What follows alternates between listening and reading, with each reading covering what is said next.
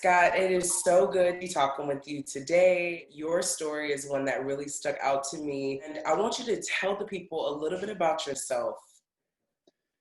My name's Scott, 35 years old. I live in Albany, Louisiana. I spent about 5 years in the Louisiana Department of Corrections. But aside from that, I am a professional sign language interpreter. I live with 10 deaf guys. I learned sign language. When I came home, I went through a bachelor's degree program for sign language interpreters, worked on getting certified as an interpreter, which I am.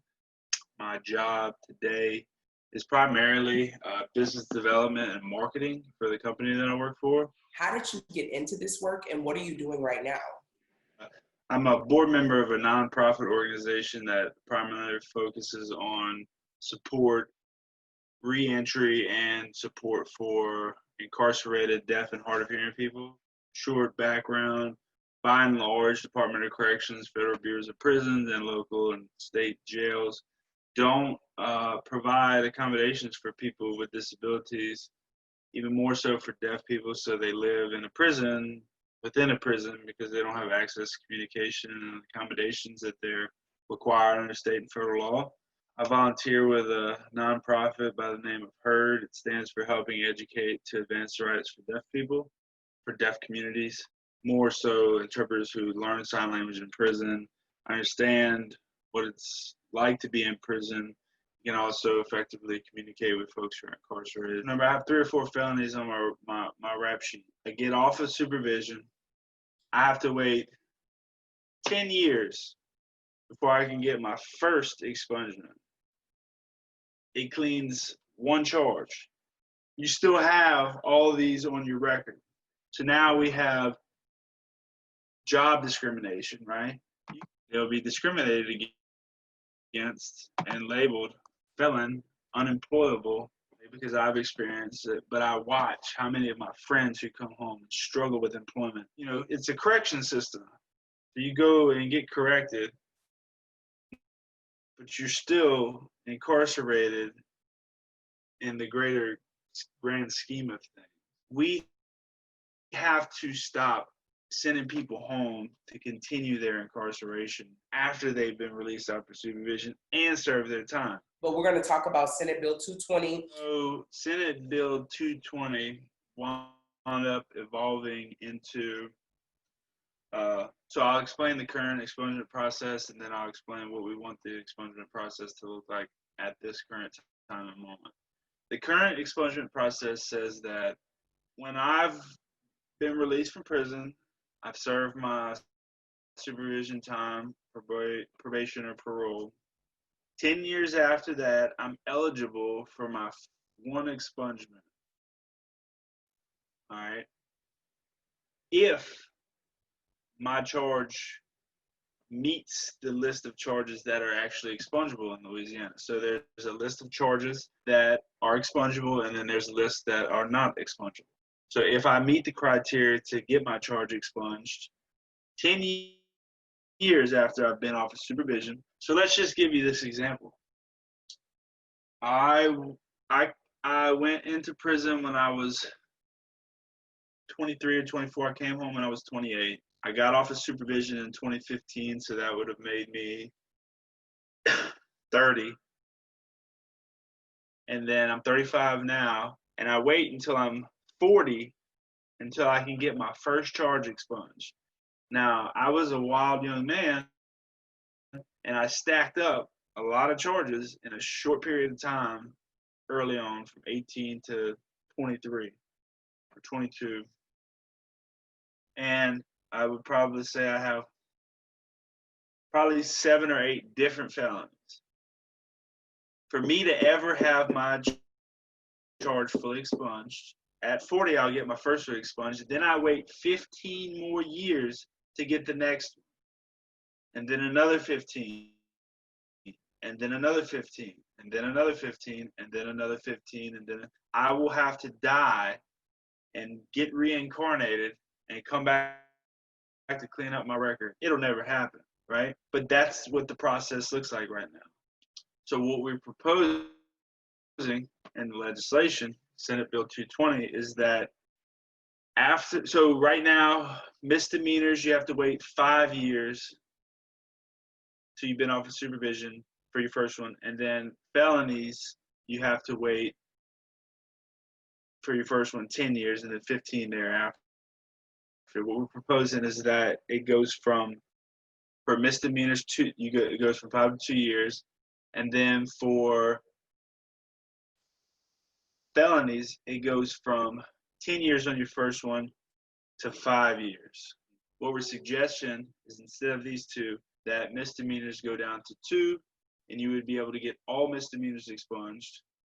Felonies would go from your first one being at 10 to 5, but at 5 years after you've been off the paper, that you would get all of your charges expunged and not one at a time.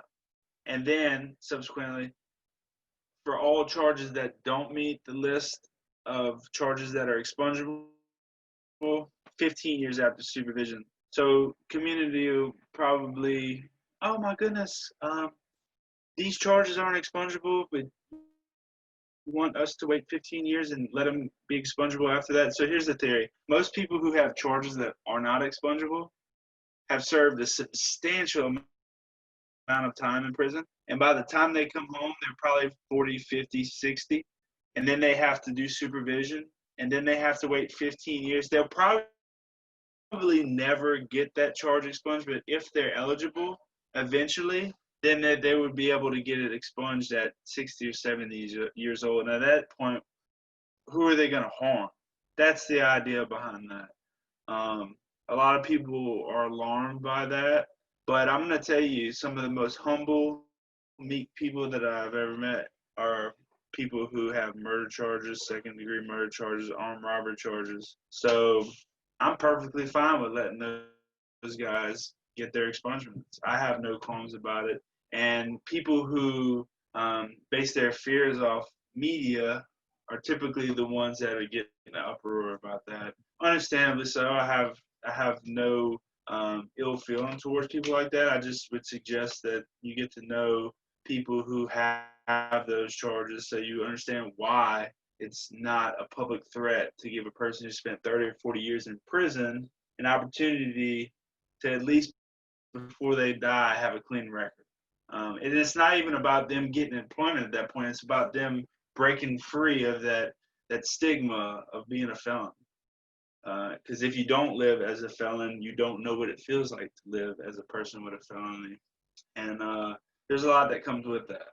A lot of emotional and mental, struggles that come with that. What do you think is a good starting point for someone who doesn't have hope but is in your shoes? We're all connected to somebody who knows somebody that's been in prison, been on supervision, some form or fashion connected to the system. So my advice would be to share your stories. Like, the only way that we are able to enact change is if people know our experience. The only way people know our experience now is by the media, which is extremely biased, fictional, and all the many problems that the media portrays us as. So sharing your story, everybody's got a story. Everybody's been through a struggle. If you've been through the system, you've been through some type of struggle. Share the story. Also, get connected. There are reentry organizations all across the country now. It's a popular thing. A lot of good, well-intentioned people out there, some not so much, but for the most part, most of the reentry organizations do good work. Plug in with them. Somebody knows somebody that's doing some lobbying, is doing some work at the Capitol. If nothing else, tell your story.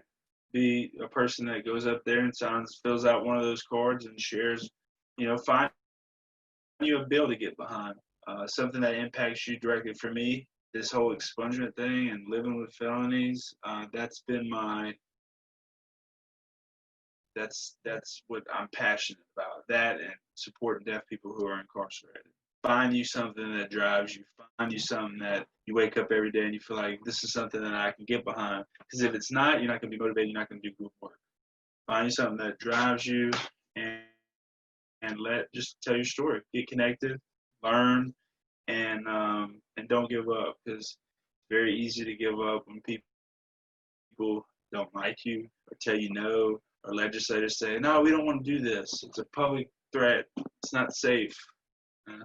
You keep fighting. And eventually they'll get tired of seeing your face.